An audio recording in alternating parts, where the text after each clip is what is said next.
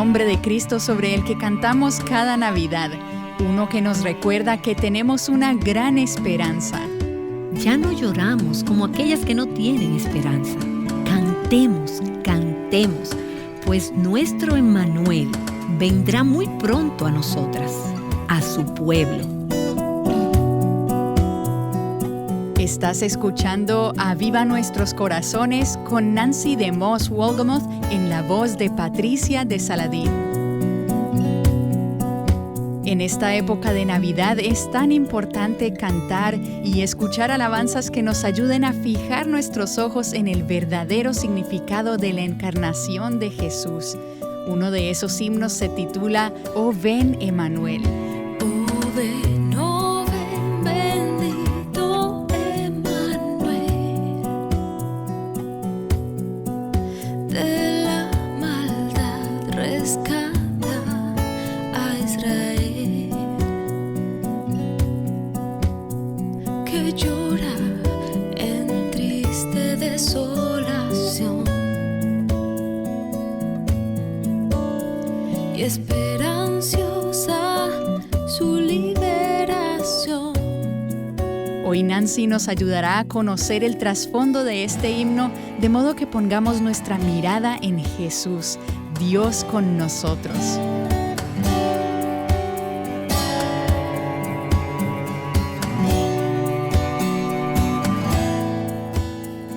Una de las cosas que más me gusta de la temporada navideña es la oportunidad de cantar villancicos, himnos. Y esta semana busqué la palabra villancico en el diccionario y dice que un villancico es una canción alegre que generalmente celebra el nacimiento de Cristo. Y esta semana quiero que hablemos sobre mi nuevo villancico favorito, que se llama Oh ven Emmanuel. Quizás ya lo hayas estado cantando durante esta temporada. Y mientras examinaba el trasfondo de este himno, descubrí que puede que sea uno de los más antiguos que se cantan hoy. Se remonta al siglo IX, escrito en algún momento en los años 800.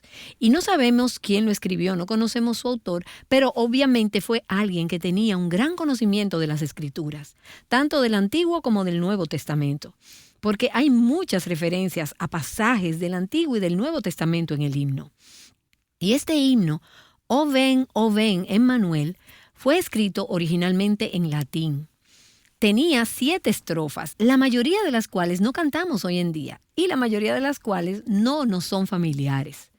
Durante los 7 días antes de la Navidad, cada día se cantaba una de esas 7 estrofas. Y cada una de ellas destaca un nombre diferente de Jesús, un título para el Mesías. Y la mayoría de esos títulos se encuentran en el Antiguo Testamento, la mayoría de esos nombres. Déjame leerte cuáles son esos 7 nombres, esos 7 títulos diferentes. La primera estrofa nos habla de Emmanuel. Luego hay una estrofa sobre Adonai, que es el nombre hebreo para Señor. Luego hay otra estrofa sobre Cristo como la vara de Isaí. Hay otra sobre la llave de David. Y luego hay una que menciona a Cristo como la aurora. Otra lo llama sabiduría de lo alto. Y la última, que se encuentra en muchos de nuestros himnarios, se refiere a Cristo como el deseado de las naciones. Y es posible que no hayas tenido la oportunidad de anotar todos estos nombres, pero vamos a ver algunos de ellos en estos programas. Cada uno de esos nombres son títulos para el Mesías, que se cumplieron cuando Cristo vino a la tierra. Esos títulos expresan quién es Cristo, por qué vino a hacer y qué se propone hacer en nuestras vidas. Y durante los últimos días he estado meditando sobre las palabras, la letra de este villancico. Y he disfrutado volver atrás y estudiar las escrituras a las que se hace referencia en sus estrofas, las escrituras en las que se basan estos nombres de Cristo. Y mientras meditaba en estos pasajes, descubrí que Dios me estaba dando un nuevo amor por Jesús y un nuevo sentido de gratitud por quién es Él y por lo que su obra, su ministerio y su vida significan para mí. Así que estos 2 días queremos ver 4 de estas estrofas que creo que nos ayudarán a tener un sentido renovado de aquel cuyo nacimiento celebramos en Navidad, y a darle una nueva mirada al Salvador y lo que Él significa para nosotras. La primera estrofa del himno es la que nos resulta más familiar. Oh ven, bendito Emmanuel.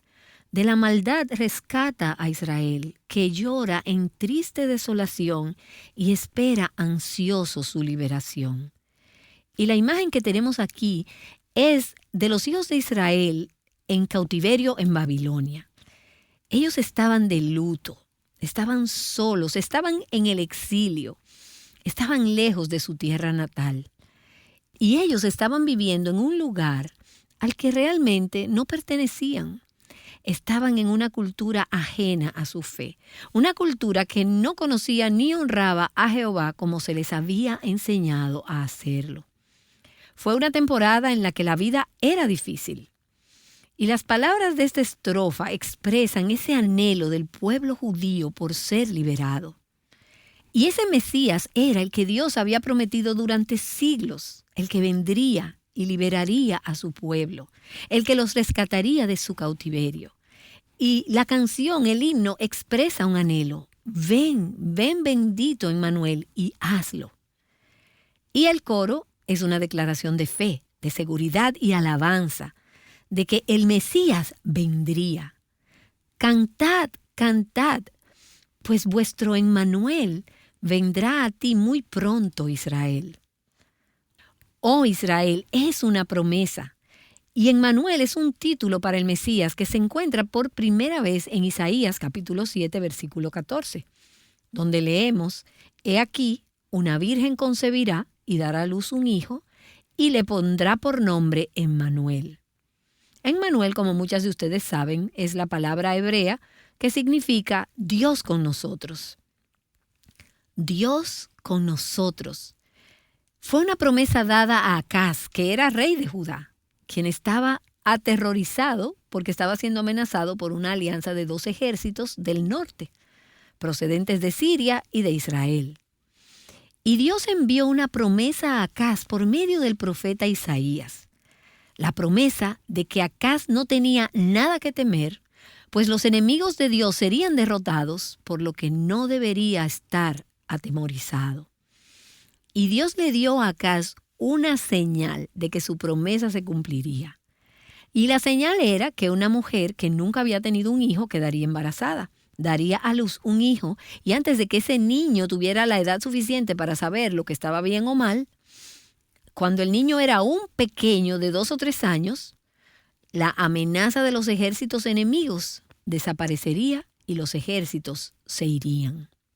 La liberación vendría, y la señal era que Dios enviaría a este niño llamado Emmanuel, cuyo nombre significa Dios con nosotros. Ese era el cumplimiento inmediato de la profecía. Pero aquí hay también una promesa a largo plazo que no se cumplió hasta 700 años después, cuando un ángel se apareció a una joven virgen soltera en Nazaret y le dijo que iba a tener un hijo. Y leemos en Mateo capítulo 1, versículos 22 y 23, todo esto sucedió para que se cumpliera lo que el Señor había hablado por medio del profeta, diciendo, He aquí, la virgen concebirá y dará a luz un hijo, y le pondrán por nombre Emmanuel, que traducido significa Dios con nosotros. Aquí hay un segundo y más importante cumplimiento de la promesa de Dios, que Dios estaría con nosotros y que podríamos ser libres del terror del enemigo, porque Dios vendría a la tierra. Y en respuesta a esa promesa, sabemos que Dios vino, que vino a esta tierra. Dice Juan capítulo 1, y el Verbo se hizo carne y habitó entre nosotros. Y quiero que recordemos en esta Navidad que la venida de Dios a la tierra en la forma de Jesucristo hace toda la diferencia en el mundo. No solo para aquellos judíos que estaban sufriendo de luto en el exilio solitario, sino para nosotras como hijas de Dios, también en esta era de la iglesia. La promesa de Dios no fue solo liberar a su pueblo del cautiverio físico, sino que lo que es más importante, era una promesa de liberar a su pueblo del cautiverio espiritual, de su pecado. Y dice el himno, hasta que aparezca el Hijo de Dios. Bueno, y estábamos en cautiverio, hasta que apareció el Hijo de Dios, hasta que vino Jesús. Estábamos esclavizadas por Satanás, éramos esclavas del pecado. Estábamos exiliadas, al igual que los judíos en el exilio, alejadas, enajenadas, solas, separadas de Dios, separadas de los demás, ya que había barreras y muros en nuestras relaciones porque no teníamos a Dios. Teníamos motivos para lamentarnos, como lo hicieron esos judíos. Nuestra situación era miserable y sin esperanza. Así como leemos en Efesios capítulo 2, estábamos muertos en nuestros delitos y pecados. Estábamos separadas de Cristo, ajenas a los pactos de la promesa y no teníamos esperanza y estábamos sin Dios en el mundo. ¡Qué manera de vivir! Y solo a manera de recordatorio, esa es la forma en la que la mayoría de las personas en el mundo vive hoy en día. De luto, en un exilio solitario, en cautiverio de Satanás y del pecado. Y el himno dice, hasta que aparezca el Hijo de Dios. ¿Qué significa para nosotras la venida de Emmanuel? Significa el fin del cautiverio, que hemos sido rescatadas, que hemos sido redimidas. Significa el fin del exilio. Ya no estamos alejadas, ya no estamos separadas de Dios, ni separadas unas de otras.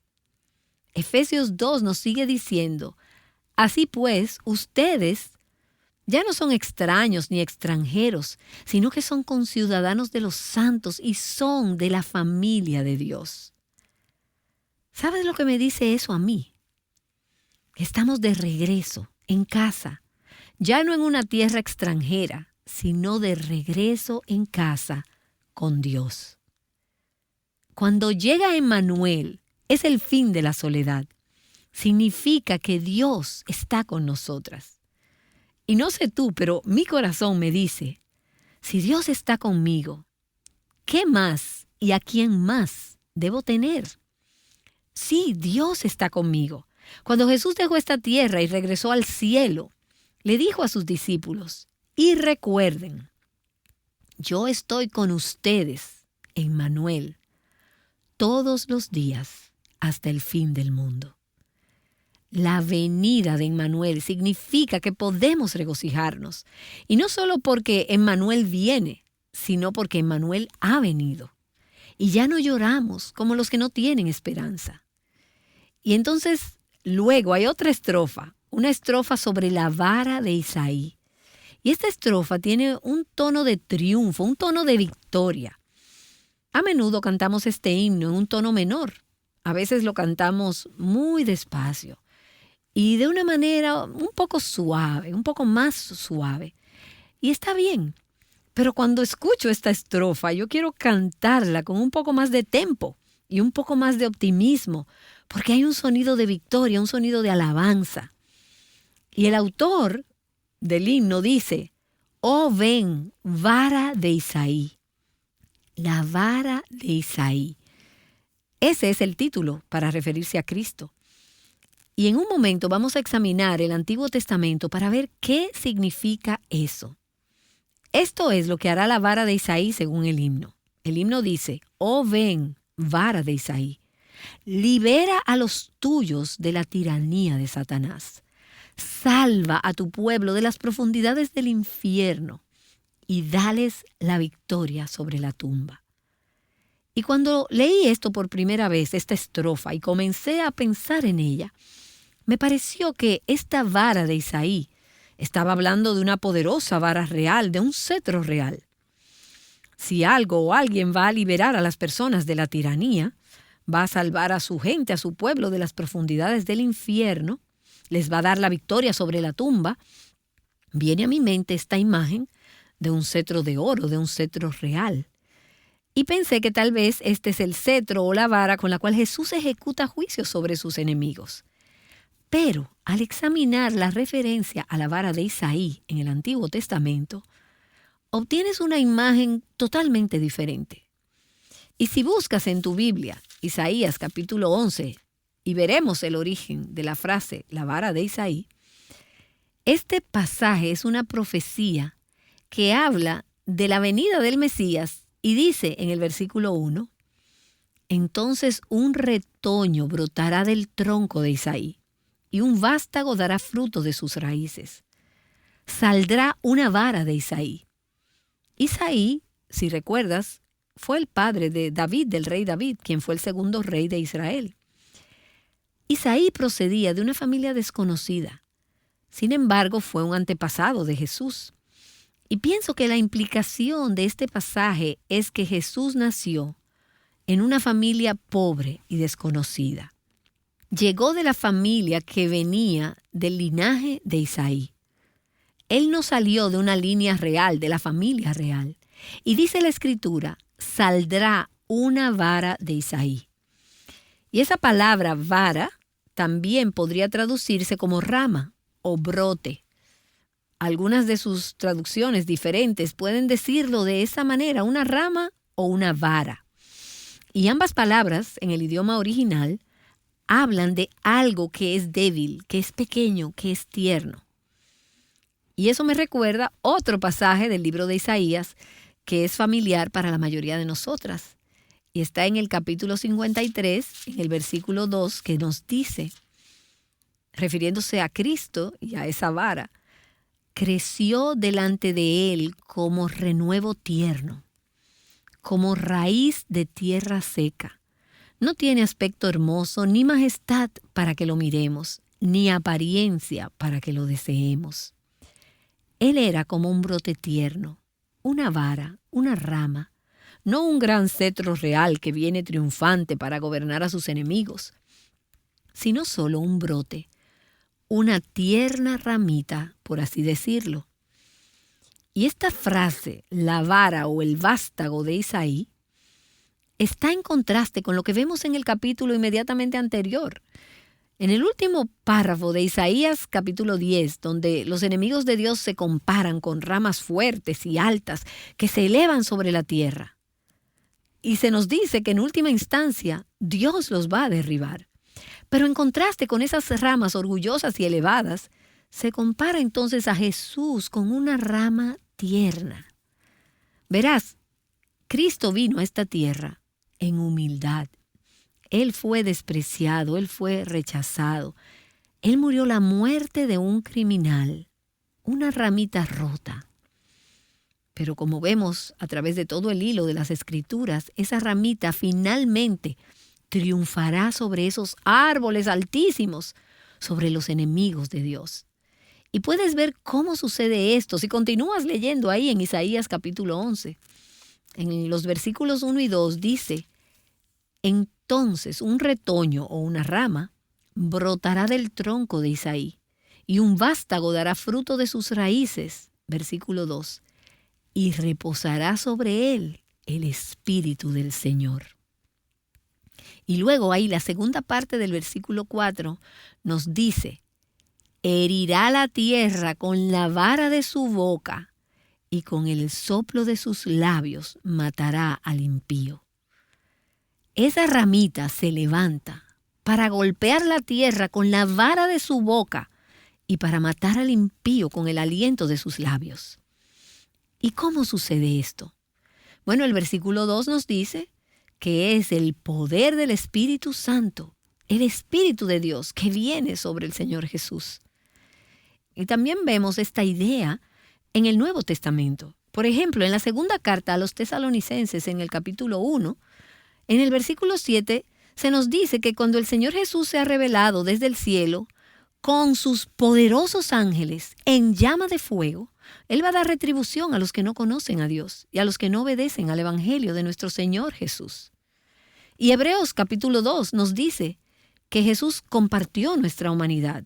Él se convirtió en una ramita débil, revestida de carne humana, para que con su muerte pudiera destruir al que tiene el poder de la muerte, es decir, el diablo, y liberar a los que toda su vida fueron esclavizados por el miedo a la muerte. Oh, ven, vara de Isaí, libera a los tuyos de la tiranía de Satanás. La vara de Isaí. El humilde y manso Hijo de Dios viene en el poder del Espíritu Santo de Dios a esta tierra y finalmente triunfa sobre todos los enemigos de Dios. Él libera a los suyos de la tiranía de Satanás. Y como dice el himno, nos salva de las fauces del infierno. Él nos rescata, Él conquista la muerte, nos libra de Satanás, del infierno y de la muerte. ¿Y cómo lo hace? Él viene en el poder del Espíritu a salvarnos de nuestro pecado. Ese es Emmanuel. Y por eso nos regocijamos en Navidad, porque la vara de Isaí ha venido para librarnos de nuestro pecado. Y mientras medito en este nombre, la vara de Isaí, encuentro dos conclusiones o aplicaciones prácticas de estas letras. La primera es el recordatorio de que la vara de Isaí puede liberarnos, a ti y a mí y a los que amamos, de la tiranía de Satanás. En una ocasión, hablé por teléfono con una amiga cuyo esposo estaba luchando con muchas ataduras pecaminosas desde hacía mucho tiempo. Y mientras oraba con mi amiga por teléfono, oré para que la vara de Isaí entrara en el corazón, en la vida, en la experiencia de este esposo y liberara a este hombre de la tiranía de Satanás. Y la otra conclusión o aplicación que ha estado en mi corazón es que puedes sentirte como un brote tierno, como una ramita, una raíz que crece en un lugar oscuro, en tierra seca, como dice que era el Mesías, una raíz en tierra seca. Puedes sentir en medio de tus circunstancias que eres frágil e indefensa, débil y quebradiza. Quizás estás en una etapa de la vida en la que sientes que si algo más llega a tu vida, vas a estallar. Déjame recordarte que cuando estés llena del Espíritu Santo, serás fuerte, como lo fue Jesús, con la fuerza del Espíritu Santo llenándote y fluyendo a través de ti, puedes superar todos los obstáculos en tu camino. Y Dios te usará en tu debilidad. Incluso cuando Él envió a Jesús a esta tierra en forma humana, débil y frágil, hizo que Jesús se convirtiera en el que nos libera de la tiranía de Satanás. Y Hebreos 11 nos dice que los hombres y las mujeres de fe que se encuentran en ese gran salón de la fe se fortalecieron en su debilidad y se hicieron poderosos en batalla. No porque ellos eran fuertes, sino porque Dios era fuerte en ellos. ¿Y recuerdas ese pasaje en 2 Corintios capítulo 12, donde el apóstol Pablo dice que a él se le dio un aguijón en la carne, que lo acosaba y que fue enviado por Dios como mensajero de Satanás para evitar que Pablo se volviera orgulloso? Y el mismo apóstol Pablo dice acerca de esto: 3 veces he rogado al Señor para que lo quitara de mí. Y Él me ha dicho: te basta mi gracia, pues mi poder se perfecciona en la debilidad. Dios toma ramitas, las llena con su espíritu y entonces las usa para mostrar su poder. Y Pablo continúa diciendo ahí en el versículo 9: por tanto, con muchísimo gusto me gloriaré más bien en mis debilidades, para que el poder de Cristo more en mí. Por eso me complazco en las debilidades, en insultos, en privaciones, en persecuciones y en angustias, por amor a Cristo. Porque cuando soy débil, entonces soy fuerte. Y cuando Dios te usa a ti, cuando Dios me usa a mí, podemos decir: no hice nada, soy solo una ramita, pero tengo la vara de Isaí en mí. Tengo el Espíritu de Cristo en mí, llenándome, usándome, fluyendo a través de mí. Y en mi debilidad, la vara de Isaí es fuerte.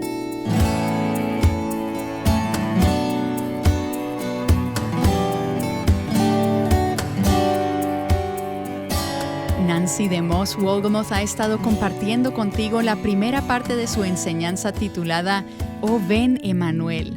Mañana ella continuará con la segunda parte. ¿Y tú? ¿Ves tu fortaleza en tu debilidad?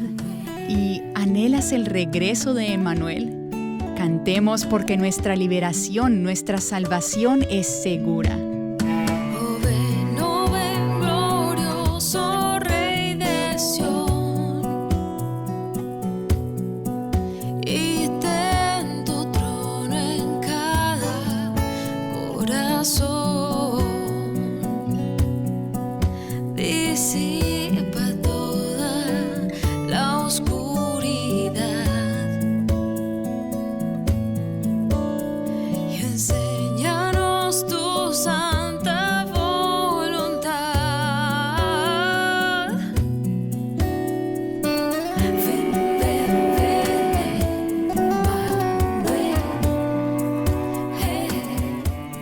Cuando piensas en los nombres de Jesús, ¿piensas en la llave? Mañana Nancy retomará su enseñanza para explicarnos el significado del nombre de Jesús, la llave de David. El rey que tenía la llave del reino tenía acceso a todos los tesoros reales. Él tenía acceso a cualquier cosa que quisiera porque era su reino y él tenía las llaves. Y aquí entonces tenemos una imagen de autoridad absoluta, de poder y el derecho que el Mesías tiene de entrar a cualquier lugar que le plazca. No hay nadie que tenga una mayor autoridad. Nadie puede impedir que él entre si él desea entrar. Y él puede abrir cualquier puerta y él puede cerrar cualquier puerta que él quiera. Fijando nuestros ojos en Cristo, juntas, Aviva Nuestros Corazones es un ministerio de alcance de Revive Our Hearts. La lectura para hoy en el reto Mujer Verdadera 365 es la segunda carta de Pedro.